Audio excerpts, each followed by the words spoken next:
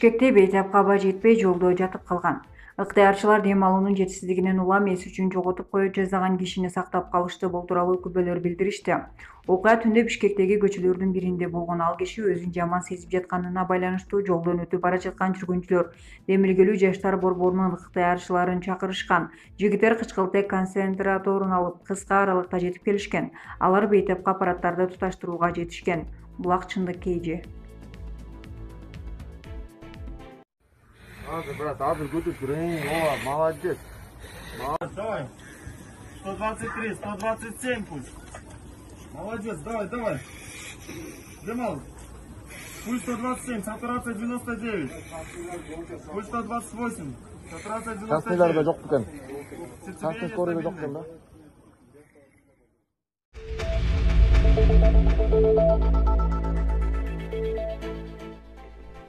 Намазбеков Хижема коронавирусту айыктырбайт. Саламаттык сактоо министрлиги Улуттук илимдер академиясынын мүчөсү, медицина илимдеринин доктору профессор Мамбетакун Намазбековдун Хижема боюнча түшүндүрмөсүн жарыялады. Анда Намазбеков Хижема ыкмасын коронавирус жана башка ооруларга колдонууга болбой турганын айтты. Хижеманы коронавирус жана башка оору болсо деле жасай берген туура эмес. Медицина боюнча дагы туура келбейт. Ал кээде гана атайын көрсөтмө менен колдонулат. Бирок анын медициналык билими бар, бардыгын жакшы үйрөнгөн адис жасашы керек. Бизде Хижеманы медициналык билими жок молдолор, көз ачыктар колдонуп жатат. Дарыгерлер бул ыкманы колдонгонун көрө элекмин, деди Намазбеков. Булак Азаттык KG.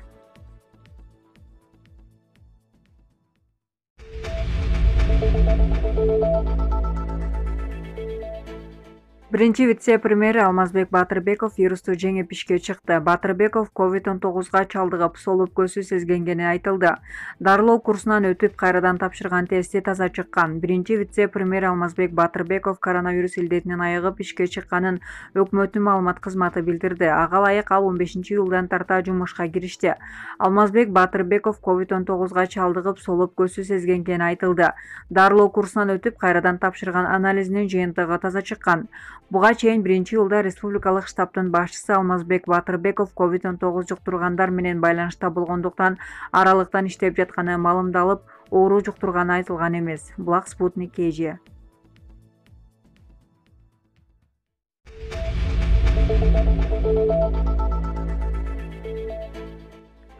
Япония Кыргызстанга $4,5 миллион медициналык жабдуу берет. Коронавируска байланышкан абалды эске алуу менен Япония өкмөтү жардамды медициналык жабдуу иретинде берүүнү чечкен. Япония Кыргызстанга жалпы наркы 500 миллион йенге, болжол менен $4,5 миллион барабар болгон медициналык жабдуу берет. Бул тууралуу аталган өлкөнүн Кыргызстандагы элчилиги билдирген. Дипломатиялык өкүлчүлүктүн маалыматына ылайык, кайтарымсыз жардам тууралуу документке элчи Маэда Сигеки жана Кыргызстандын финанс министри Бактыгүл Жээнбаева кол койгон. Коронавируска байланышкан абалда эске алуу менен Япония өкмөтү жардамды медициналык жабдуу иретинде берүүнү чечкен.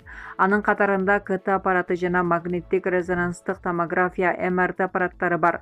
Бул жабдуулар коронавирус менен ооругандарды дарылоодо негизги жүктү көтөрүп жаткан медициналык мекемелерге бөлүштүрүлөт. Булак Спутник KG.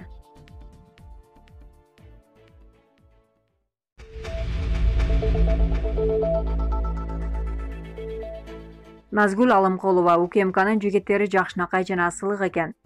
Улуттук коопсуздук кызматы стенд-аптын резиденти Назгүл Алымкулованы суракка чакырды. Бул тууралуу ал өзү жазып чыкты. Анын айтымында УКМК аны күбө катары суракка чакырган. Сурактан чыктым, баары жакшы, УКМКнын жигиттери жакшынакай жана асылык экен. Үйгө барып уктайм, деп билдирген Алымкулова. Эскерте кетсек, Алымкулова 6ix9ine аттуу рэпердин бетинин ордуна президент Сооронбай Жээнбековдун бетин коюп видеону интернет тармагына жарыялаган. Булак Элдик медиа.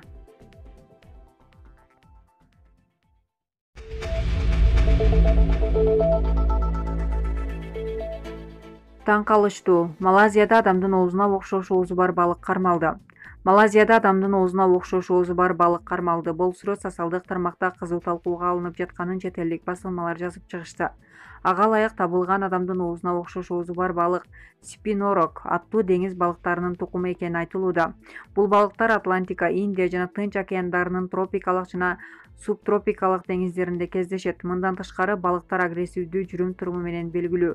Булак Супер KG.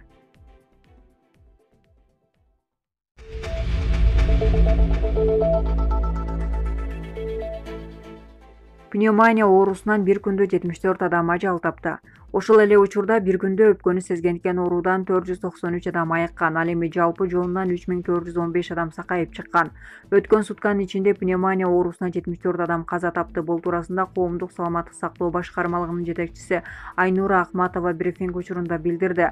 Анын айтымында Бишкектен 17 адам, калган 57-си өлкөнүн башка аймактарында катталды. Ушуну менен март айынан бери пневмония жалпы 571 кыргызстандыктын өмүрүн алды. Ошол эле учурда bir күндө өпкөнү сезгендикен оорудан 493 адам айыккан.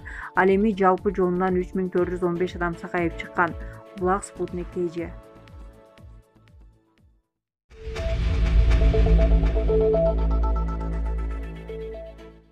Ташкентте жубайлар коронавирустан bir күндө каза болушту.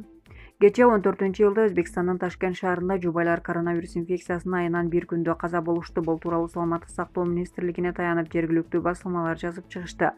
Алмаза районунда жашаган 68 жаштагы эркек кишинин жана анын 67 жаштагы аялынын температурасы 38 градуска көтөрүлдү. Жалпы кыргызсыздыктан улам. Алар 5-июлда Республикалык медициналык илимий изилдөө борборуна тез жардам унаасы менен жеткирилген. Оорулуулар текшерилип, COVID-19 аныкталган деп билдирген Саламаттык сактоо министрлиги. Андан кийин эки бейтап тең номер 1 шаардык клиникалык оорукананын кайра жандандыруу бөлүмүнө которулган. Абалдары начар болгондуктан экөө тең ИВЛ аппаратына туташтырылган.